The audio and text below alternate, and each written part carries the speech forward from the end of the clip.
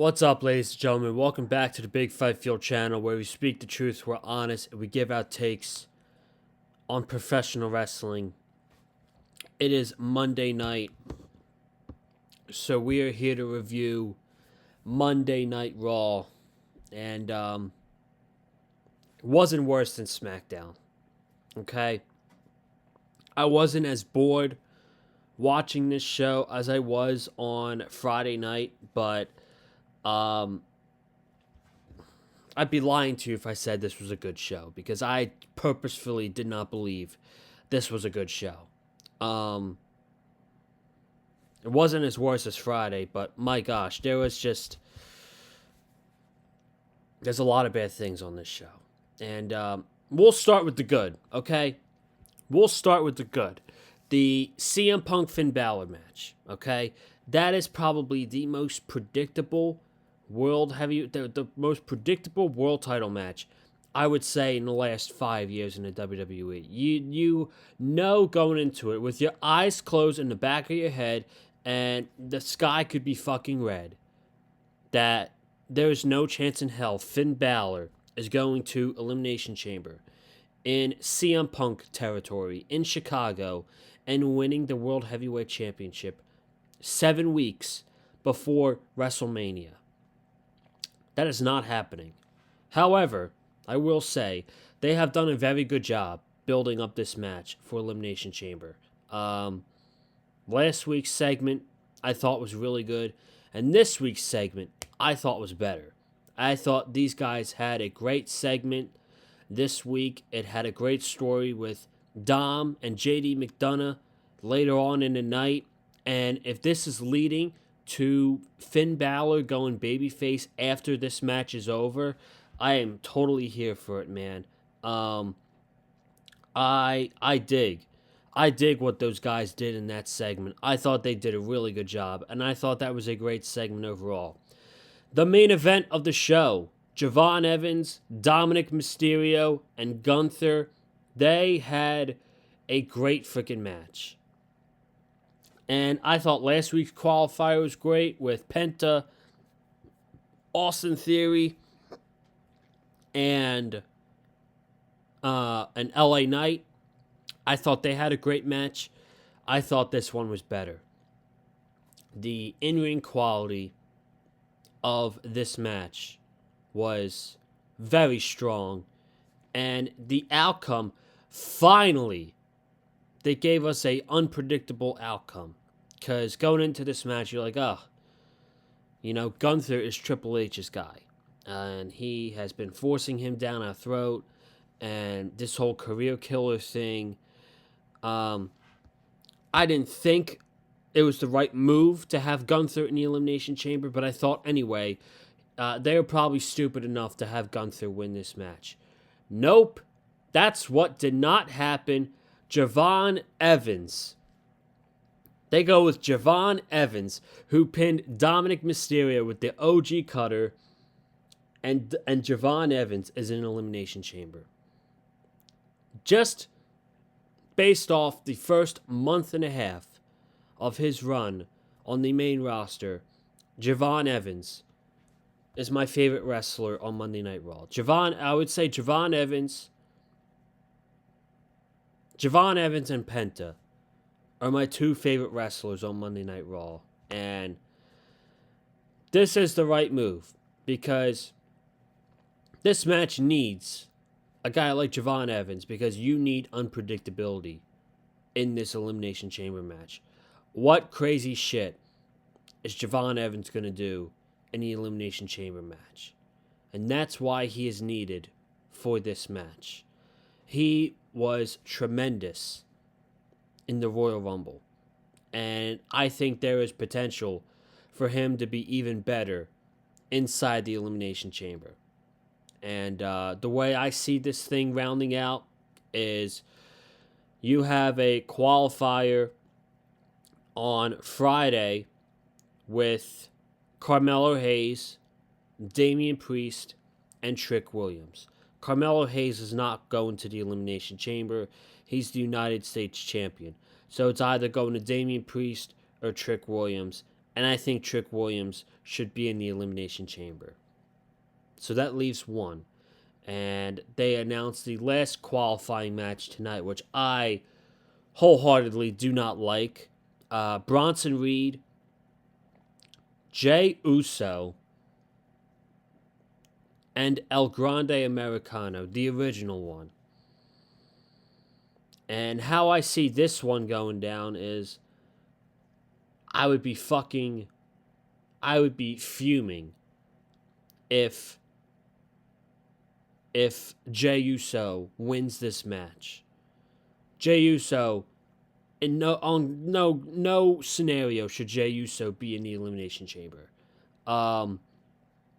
So that leaves Bronson Reed and the original El Grande Americano, and I see the current El Grande Americano costing the original that match, especially what happened tonight with El Grande Americano against Penta, which we'll talk about later. So I think that last spot is going to Bronson Reed. That goes Randy Orton, LA Knight, Cody Rhodes, Jevon Evans, Trick Williams, and Bronson Reed. I think overall that is a very predictable match. But it should be good. I just hope at the end of the day it's a good match, because there's no fucking way any of those guys stand a chance against Cody Rhodes in that match.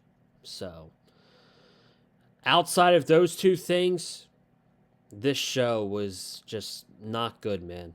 The show kicked off how it originally does every week. Division. The Usos were making their entrance, and they got interrupted very quickly by Division. And, they're talking, and Paul Heyman can't get his shtick out, and my name is Paul Heyman. And, talking about last week and getting screwed. And I actually saw a tweet. I don't know if I bookmarked it or not. Here it is. So, what happened was Division had a promo, and LA Knight came out, and LA Knight was going back and forth with Division, calling Logan Paul a broccoli head, whatever. It made a 6-man tag. And I actually thought that I thought that the match was fun. I actually enjoyed the match. What I didn't enjoy was the post-match. So we'll get to that. But first, Raw kicked off, Division kicked off the show. Even though the Usos made their entrance, basically they had Division kick off the show like they do every week. It's like Judgment Day kicking off Raw 3 years ago. Adam Pearce comes out, and he confronts Heyman in Division about last week's result.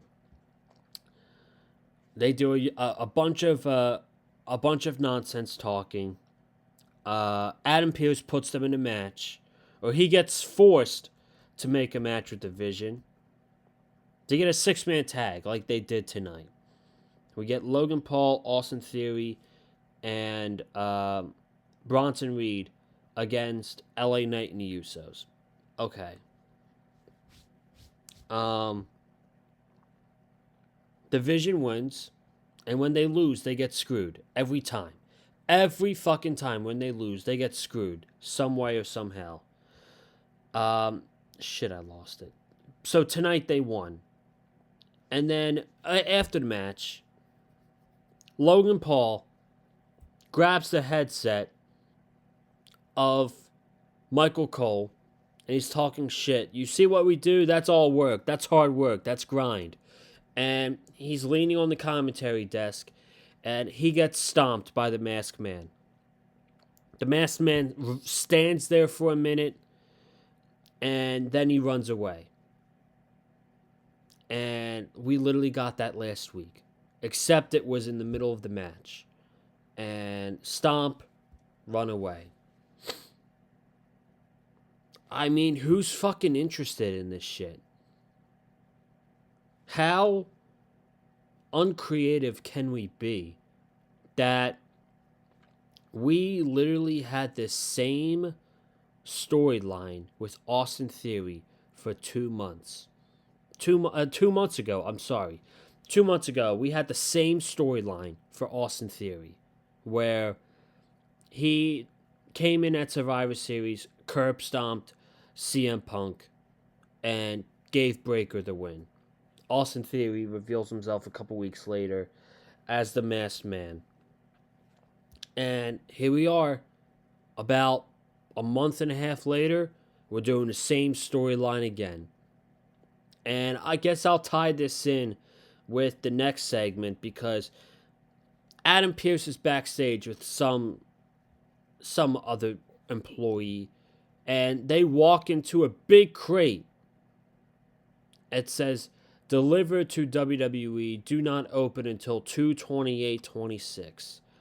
Okay, that date is the Elimination Chamber. That's next Saturday. So,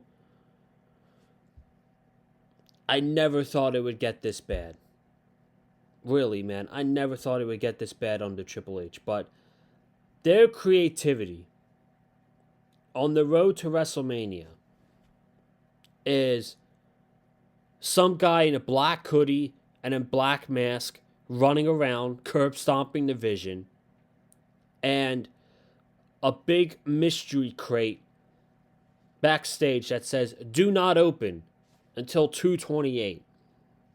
So, this is basically WWE telling you guys, hey, we cannot book interesting storylines on the road to WrestleMania.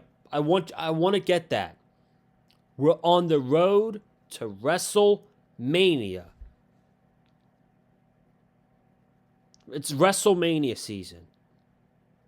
And WWE, with the talented roster that they have, they are telling you, hey, we're not capable enough of coming up with creative storylines. We need to do mysteries. Probably what's happening is tickets for Elimination Chamber aren't going so well.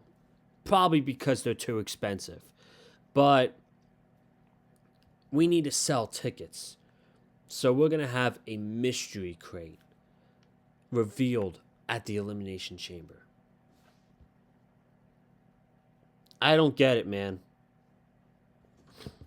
Why does Triple H go back to the same well all the time? I don't get it. Why? Why do we go back to the same well over time with Mystery Man and Mystery this? Why can't we get more creative with this? I don't. What we do, what we do, what we do, what we do, what we do, what we do, what we do, what we. Okay. I mean, he kind of just said it himself. It's what we do. All right. It's what we do. It's what we do. We just have masked men running around. Who cares? Honestly, who cares? We had a women's Elimination Chamber qualifying match. Asuka, Natty, and Bayley.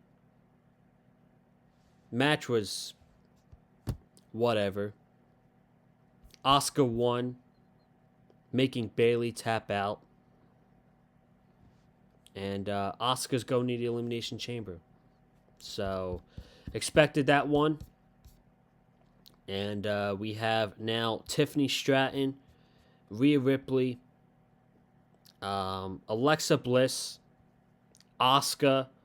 We have a qualifier on Friday, which I believe Charlotte is going to win.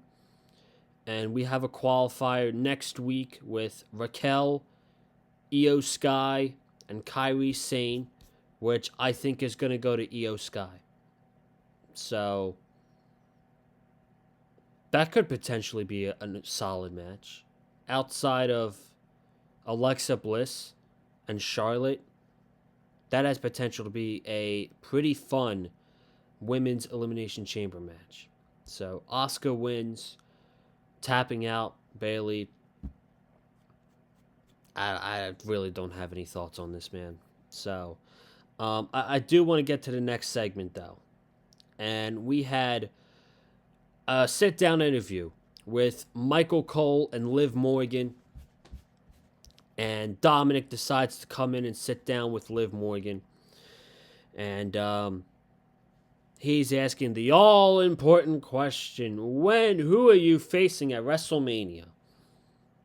And Liv is like, well, Michael, I'm not going to let you know that right now because I have worked for so long, for too hard for so long. I've waited and worked for 10 years to get to this spot. And then Stephanie Vaquer, the Women's World Heavyweight Champion, comes in. And she cuts a promo in Spanish. And Dom is sitting there translating this for her. And after the segment, after Stephanie leaves, Liv Morgan is practically left in tears and just walks off the set. But thankfully, I'm watching this, I'm like, I can't have an opinion on it because it's the entire promo's in Spanish and I don't understand what's going on. Thankfully, I found a tweet online with a translation of basically what Stephanie Vaquer said to Liv Morgan. So Stephanie says Liv Morgan didn't work hard for anything. She started her career in WWE, and this company has given her everything. Stephanie wrestled in Mexico, Japan, Europe, and conquered the world before she came to WWE. She does this for every little girl who never had that opportunity. If Liv chooses Stephanie, she's going to show Liv what a real champion is. So then, like I said, Stephanie left and Liv Morgan broke it down into tears. So it is practically obvious at this point that they are going to do Stephanie Vaquer versus Liv Morgan at WrestleMania. And I'm okay with that.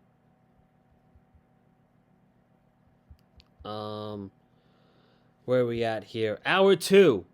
All right, here we go. Hour 2 kicks off with CM Punk and Finn Balor. CM Punk talks about when I won this World Heavyweight Championship, I told you guys that I would be defending the title based off of people who deserved it and earned it.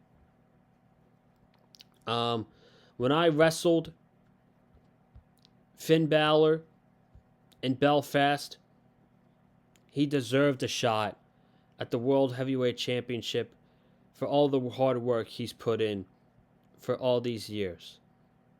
And then moments later, Finn Balor came out, and Finn Balor has kept his old entrance theme, which is great for when he turns babyface. Hopefully. So he stands on the stage, and he does the signal, and Dom comes out. And then J.D. McDonough comes out, and he makes his return to the Judgment Day. And Finn is talking about Punk claiming to be the best in the world. And Finn says, to be the best in the world, you got to learn the best you got to learn from the best European wrestlers. To be the best in the world, you got to learn from the best luchadors in Mexico. To be the best in the world, you have to decide the toughest dojos in Japan. And to be the best in the world, you got to show up on your first night on Raw and beat Roman Reigns. So, to be honest with you, Punk, if you were to ask me who's the best in the world, you're looking at him. So that was a good promo from Finn Balor. And then Punk said that the Judgment Day has dragged him down. He said, you had the ability to raise the Judgment Day up to your level, up to your high standards that I know that you could be. But the problem is, they've dragged you down to their level. He said, look at this idiot, pointing at Dom. He said, Dom is wearing 2 titles, and he never defends the titles. And JD, he needs help getting in this ring because his head's so big. So Punk buries the Judgment Day, and he says, I'll tell you what. The only way you can step out and have a chance against me in Chicago is you step out of their wings, and you do it by yourself. So this leads to a backstage segment where Dom is getting ready for his match, and Finn and JD are bickering. JD is like, he is in your head. He wants you to get emotional like this because JD was holding Finn Balor back from beating CM Punk. Because Punk was like, go ahead. Take your shot. I know what you're trying to do to me. And Finn is like, you want to really help me? Let me do this by myself. So, I'm pretty sure this could be a bridge to having the Judgment Day finally turning on Finn Balor. And I feel like this segment, last week's segment was good. I enjoyed it for what it was and setting up that match. This week's segment was great. If this leeways to finally separating these guys, separating Finn Balor away from these guys, I'm all for it. And Punk, CM Punk is just on a fucking tear right now, man. He really is. We all know it's going to happen. But he's making this feel bigger than it is. He's making this feel like a main event world title match on a PLE. So shout out to CM Punk because he, along with Finn Balor, is doing an excellent job of building up this match. So, alright. I'm tired of this show already. Let's fly by through this. El Grande Americano, he wants a number 1 contender match. He wants a shot at the Intercontinental title. And Pierce is like, well, in order to do that, you got to earn it. So I'll put you in a number 1 contender match tonight. He wrestles Penta. Match was fine for what it was. They want to give, the Los Americanos want to give El Grande the plate. And Bravo gets dragged from under the ring. And pop up comes the original El Grande Americano. This obviously distracts the current El Grande Americano in the ring. Penta hits him with a beautiful Mexican destroyer. And Penta wins. I have no problem with the match. The match was fine for what it was. What I have a problem with is we are in the same situation with Penta where we were literally about 10 months ago when he was in the Intercontinental Championship picture and he lost so many fucking times. He lost at WrestleMania. Then he had a match against Dominic on the Raw after WrestleMania and he lost. And then guess what? He had a match against Dominic at Backlash and he lost. And then he had a match against Dominic in Perth, Australia, and he lost. And then he had a match against Dominic and Rusev on Saturday Night Main Event November 1st for the Intercontinental Championship, and he lost. So if we're going to do this, Penta better win the fucking title. But because he's not, you are literally wasting our time. You are wasting our time with Penta having how many? 1, 2, 3, 4, 5 shots. Five shots now against Dominic in the Intercontinental Championship. He better fucking win the 5th time. Because if that's the case, what the fuck are we doing with Penta? He better win that title from Dominic. AJ Lee and Becky Lynch had another horrible promo segment. It's just bad. It's just bad. And I tweeted it out after the segment too. Becky is just so... She's so cringe. She is so cringe as a heel, and nobody cares. She's getting no reaction in this segment. And you know what? AJ Lee, she is not helping her out either. This segment was a fucking dud. It is horrible. I don't know who can possibly give a fuck for this match at the Elimination Chamber. And then finally, the main event, Jevon Evans, Gunther, and Dominic Mysterio, easily the best thing on the entire show was this match. And again, I thought they were going to go with the predictable route. I thought they were just going to give this match to Gunther. They did not. They found a way to protect Gunther. They had Dominic almost use a ring bell, and Gunther caught him. And Gunther was about to use it. And then Dragon Lee came out and knocked out Gunther with the ring bell. Both Dragon Lee and Gunther were not on the show last week. Gunther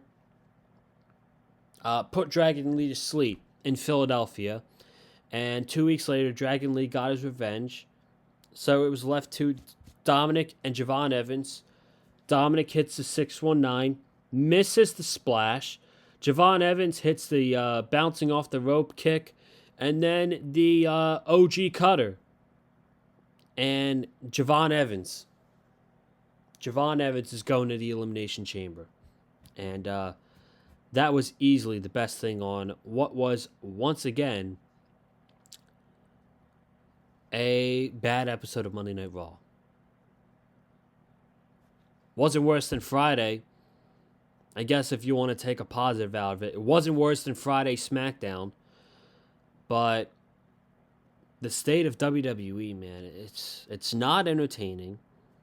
It's not fun. I'm holding out hope that we will have interesting storylines going into WrestleMania. Because right now, there is no story in WWE that I can get invested in.